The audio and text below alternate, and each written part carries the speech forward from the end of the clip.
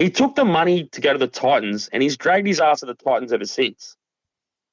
So I don't understand why all of a sudden the Panthers or the Roosters want to go like that, unless it is shorter term than what we're in the media. And it stinks that they're always linked to the same. They always linked to the same clubs. And I understand the frustration for Dragons fans. Pangai Jr. He quit the Bulldogs because he said he didn't want to play anymore. He wanted to box. Blah blah blah. And now he's in talks with the Melbourne Storm and Craig Bellamy, and the chance for a premiership ring right now. And the Storm are equal first.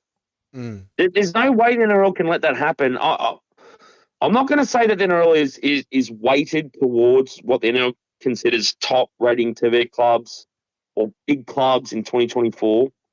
But I will say I certainly don't disagree with fans of clubs that keep missing September football and watching the same teams play grand finals that apparently have more money in their kitty to spend on these players, but the players keep going to the same clubs. The whole thing is systematically wrong.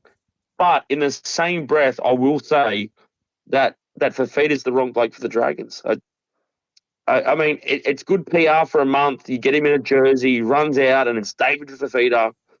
But when push comes to shove, hypothetically, next year, and you've got a couple other players in the team and the roster's changed a little bit, I guarantee somewhere in the season when you guys are 4-7 and you're struggling and David Fifita's not in the games and you don't know why you can't get Fifita in the game, that's why you don't need David Fifita right now. I don't remember what the question was, Jack, but Fifita, no, absolutely not. But I do understand the frustration that the Dragons and some clubs that are trying to rebuild their legacy, if you want to call it that, and bring themselves back to a top 4 club. There's lots of frustration. And I think going back to what I first said at the top, to put a ribbon on it, Shane Flanagan doesn't have – he could say no comment. Yeah. I think he's mates with Buzz Rothfield. All it sounds like, Jack, is another loss to the Dragons.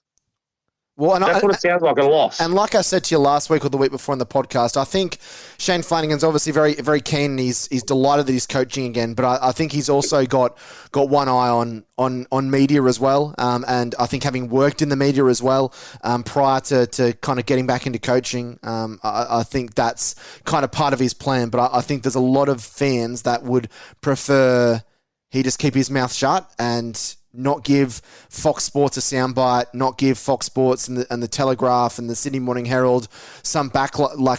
The Dragons we don't need to be in the